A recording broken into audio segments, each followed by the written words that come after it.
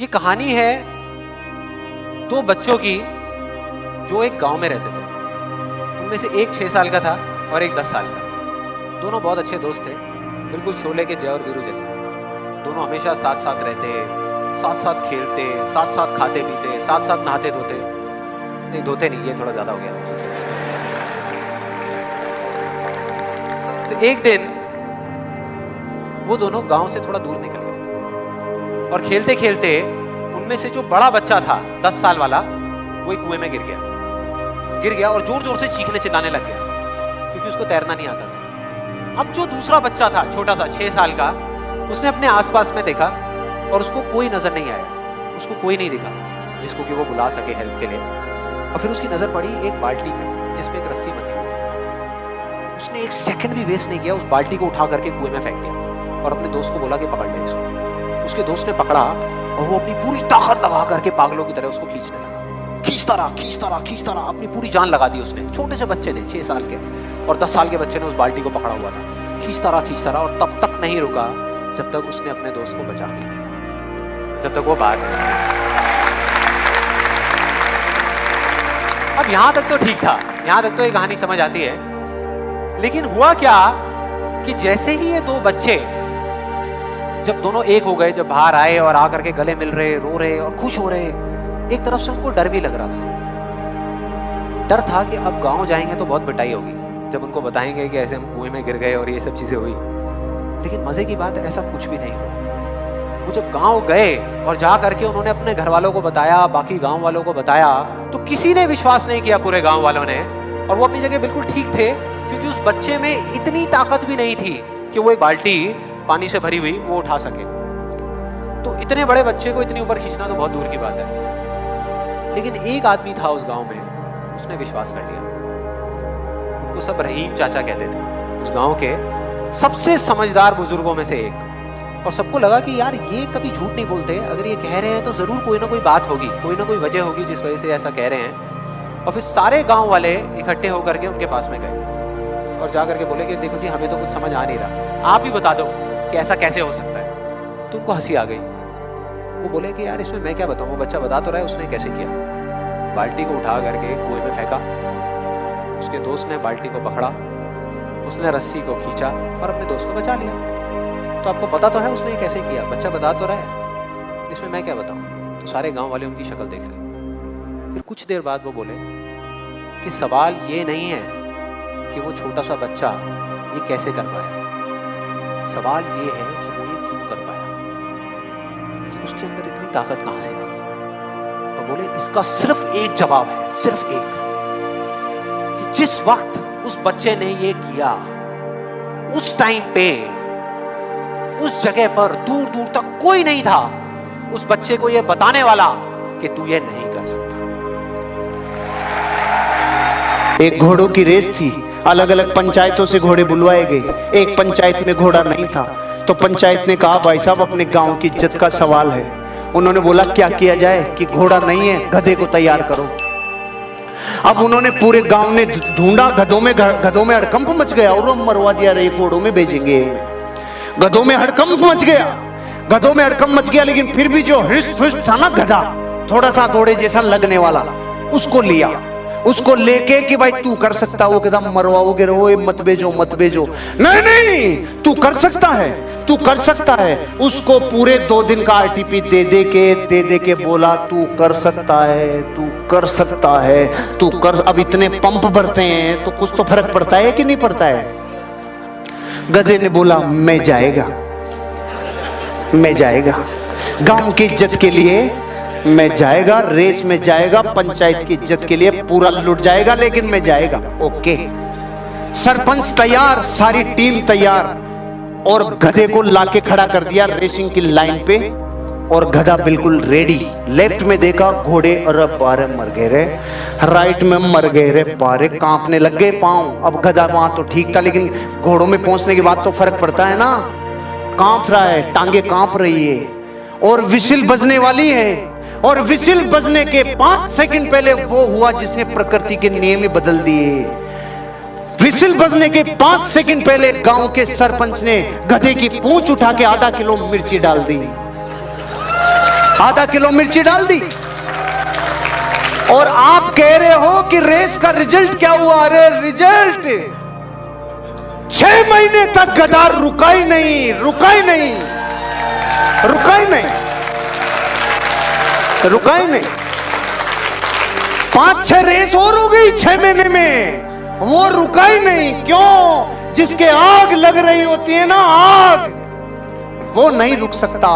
एक गधा भी घोड़ों को हरा सकता है जब डिजायर अपनी तड़प पे होती है। इस कहानी का मैसेज ये है। इसी कहानी, एक बार एक लड़का अपने गांव से शहर गया इंटरव्यू देने के लिए। जॉब के लिए उसने अप्लाई किया था। बहुत दिनों के बाद उसका इंटरव्यू के लिए नंबर आया। इंटरव्यू में जब उसका नंबर आया, फाइनली बहुत लंबी लिस्ट थी। अंदर पहुंचा तो जो बंदा इंटरव्यू ले रहा था उसने एक के बाद एक सवाल करना शुरू किया। उसने पूछा कि आपका नाम क्या है, कहाँ से आए हो, किस पोस्ट के लिए अप्लाई किया था, बहुत सारी बातें चल रही थी। फिर उसने पूछा कि क्या आपने स्कॉलरशिप के लिए कभी अप्लाई किया था? तो लड़के ने कहा कि नहीं। बोले आप क्या करते हो? तो उसने बताया कि अभी तो मैं बेरोजगार हूँ। बोले आपके पापा क्या करते हैं? तो उसने बताया कि मेरे पापा फार्मर हैं, किसान हैं, खेती करते हैं। तो जो इंटरव्यूअर था उसने पूछा कि क्या आपने कभी अपने पापा की हेल्प की है फार्मिंग में? तो उसने कहा नहीं, मैं कभी भी खेत में नहीं गया क्योंकि पापा को पसंद नहीं है। पापा चाहते हैं कि मैं उनकी तरह किसान ना बनूं, बल्कि वो चाहते हैं कि मैं अच्छी नौकरी करूं। तो इसलिए वो मेरी पढ़ाई पर सारा फोकस रखवाते थे। तो वो चाहते थे कि मैं पढ़ाई करता रहूं। तो जो इंटरव्यूअर था उसने कहा कि एक काम करना, आज आप अपने गांव जाओ, जाकर के अपने पापा से मिलो और उनके हाथ पैर देखना और कल फिर से आना। लड़का जैसे ही इंटरव्यू के बाद बाहर निकला तो बड़ा खुश हो गया। लड़के को लगा कि कल आना का मतलब है कि नौकरी पक्की हो गई है। वो शहर से मिठाई लेकर के घर पहुंचा। गांव में जाकर के पिताजी को बताया कि पापा नौकरी लग गई है। उन्होंने कहा कि कल आना। तो कल आने का मतलब तो ये होता है कि जॉब लग गई है। तो गाँव में मिठाई उठाई बंटने लगी, पिताजी को बांटी, माताजी को बांटी। घर में सब कुछ खुशी का माहौल चल रहा था। लड़के को बात याद आ गई जो इंटरव्यूअर ने कहा था कि अपने पापा के हाथ पैर देखना। तो उसने पापा से कहा कि पापा अपने हाथ दिखाओ, हथेलियां आपकी मेरे को देखनी है। तो वो जिद करने लगा। तो पहले तो पापा ने छुपा लिया क्योंकि उनको मालूम था कि उनके हाथ पैरों की क्या हालत थी, लेकिन फिर भी बच्चे ने जिद की तो उन्होंने अपने हाथ आगे कर दिया। लड़के ने देखा तो उसके पापा के हाथ बहुत ज्यादा सख्त थे। जगह जगह से हथेलियां फटी हुई थी, पैर फटे हुए थे, हाथ पैरों की हालत बहुत खराब थी। खेत में काम कर करके वो बूढ़े हो चले थे। पिता के हाथ पैरों की हालत देख करके उस लड़के की आंखों में आंसू आए और वो पापा के पास बैठ गया। उसने बोला कि पापा बस आज मैं आपसे बात करना चाहता हूँ। आज आपकी और मेरी बात होगी। आप मुझे बताओ, खेती के बारे में बताओ, खेत के बारे में बताओ, क्या क्या आम बोते हैं। बहुत सारी बातें वो करने लगा क्योंकि बच्चा थोड़ा डिस्कनेक्ट हो गया था। वो फैमिली से दूर चला गया था पढ़ने के लिए और उसके बाद उसके लिए फैमिली बस एक आने जाने के एक मीडियम बन गई थी। उस दिन उसने बहुत सारी बात की। रात कब बीती मालूम नहीं चला। अगले दिन वो फिर से शहर गया इंटरव्यू देने के लिए, फिर से वहीं पहुंचा। तो जो इंटरव्यूअर था फिर उसने पूछा कि आपने अपने पापा के हाथ पैर देखे? तो लड़के ने कहा हाँ देखे और मुझे बहुत रोना आया। तो उन्होंने बोला कि ऐसा क्या हुआ, क्या क्या आपने फील किया कल, मुझे सारी फीलिंग्स बताओ। तो लड़का बताने लगा कि मैंने अपने पापा के हाथ पैर देखे। उसके बाद मुझे लगा कि शायद मैं उनसे डिस्कनेक्ट हो गया था, मैं अपने पापा से बात नहीं करता था। खेती के बारे में मुझे मालूम ही नहीं था। मुझे मालूम नहीं था कि मेरे पापा कितना काम कर रहे हैं, कितनी मेहनत कर रहे हैं धूप में। तब जाकर के मेरे लिए पैसा आ रहा है, तब जाकर के मेरी EMI भरी जा रही है, तब जाकर के मेरे लिए फीस का पैसा इकट्ठा हो रहा है, रहने का पैसा इकट्ठा हो रहा है। मुझे कल रिश्तों की अहमियत समझ में आई। मुझे कल समझ में आया कि निस्वार्थ कैसे कोई दूसरे के लिए जी सकता है। ये बात जैसे उसने बोली, इंटरव्यूअर ने कहा कि अब आप सिलेक्ट हो गए हो क्योंकि यही सारी क्वालिटीज मुझे अपने मैनेजर में चाहिए थी। ये छोटी सी कहानी बहुत बड़ी बात सिखाती है। जिंदगी में हमारे सबके पास में एक बहुत बड़ा सीक्रेट है, बहुत बड़ा खजाना है जिसका नाम है पेरेंट्स। मेंढक चल रहे होते हैं, 2 फ्रॉग चल रहे होते हैं। 2 फ्रॉग्स चल रहे हैं तो अचानक आगे एक खाई आती है, एक में वो गिर जाते हैं। 2 फ्रॉग्स चल रहे हैं, अचानक एक खाई में वो गिर गए। दोनों फ्रॉग गिरे तो वो कोशिश कर रहे हैं बाहर निकलने की, जंप करने की कोशिश कर रहे हैं। पत्थरों के साथ, मिट्टी के साथ रगड़ रहे हैं, कहीं खून निकल रहा है लेकिन कोशिश कर रहे हैं। ऊपर से 5-6 फ्रॉग, 5-6 मेंढक और आ जाते हैं जो उनको सलाह देनी शुरू कर देते हैं, जो हमारे साथ भी होता है।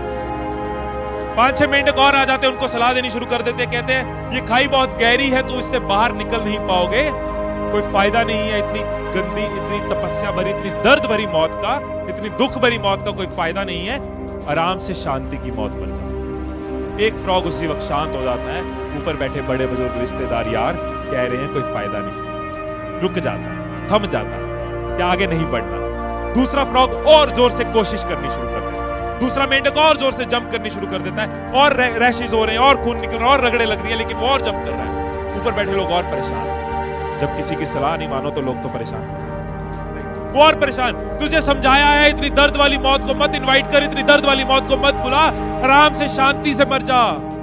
वो मेंढक और ज्यादा जंप करनी शुरू कर देता है, और ज्यादा उछलना शुरू कर देता है, और ज्यादा जोर लगाता है, और खून निकल रहा है लेकिन और ज्यादा कोशिश कर रहा है। ऊपर बैठे मेंढक और परेशान, वो चिल्लाते हैं, तुझे समझाया है, उसको देख, वो शांति से अपनी शांति की मौत मर रहा है, तू इतनी दर्दनाक मौत मर रहा है, तू भी शांति से मौत मर, तुझे समझ नहीं आती, रुक जा, थम जा, बस कर। वो मेंढक और ज्यादा जंप करता है, और उछलता है, और कूदता है, खून बह रहा है, बहने दो, लेकिन और जंप करता है, और जंप करते करते बाहर आ जाता है। वो मेंढक बाहर आ गया, दूसरा मेंढक नीचे रह गया। अब सबको परेशानी कि इसने हमारी एडवाइस क्यों नहीं मानी, इसने हमारी सलाह क्यों नहीं मानी, ये हमारे हिसाब से क्यों नहीं चला। उसके पास जाते हैं जानने के लिए कि ऐसा क्या था उसके माइंड में। उससे बात करने की कोशिश करते हैं, जब बात करते हैं तो पता चलता है कि जो मेंढक जंप करके बाहर आया वो मेंढक बहरा था, वो सुन नहीं सकता था। जब मेंढक उसको डिस्करेज कर रहे थे, जोर जोर से चिल्ला रहे थे कि तू नहीं कर सकता, तेरे बस की नहीं है, उसको लग रहा था इनकरेज कर रहे हैं, हौसला दे रहे हैं, वो और जोर से जंप करता था। वो और मना करते थे, मत कर मत कर, उसको लगता था बोल रहे हैं कर पाएगा, और वो और ज्यादा जंप करता। जब आसपास की नेगेटिविटी तंग करे तो ऐसे लोगों के आगे बहरा होना ही अच्छा है। हर अचीवर, हर सक्सेसफुल, किसी भी परफॉर्मर को देखो, जितना वो बहरा हुआ नेगेटिविटी के आगे, उतना वो ग्रो किया। राइट? ये चीज हमारे साथ भी होती है। नेगेटिविटी आसपास आएगी, आपको रोकेगी, हालात रोकेंगे, टोकेंगे, लोग डराएंगे, धमकाएंगे, सिचुएशंस इरिटेट करेंगी, फ्रस्ट्रेट करेंगी, कदम बार बार डगमगाएंगे, लेकिन हमें चलते रहना होगा, हमें बढ़ते रहना होगा। People will rate you, people will hate you, people will shake you, people will break you, but it is you who is going to make you, it is you who is going to make you.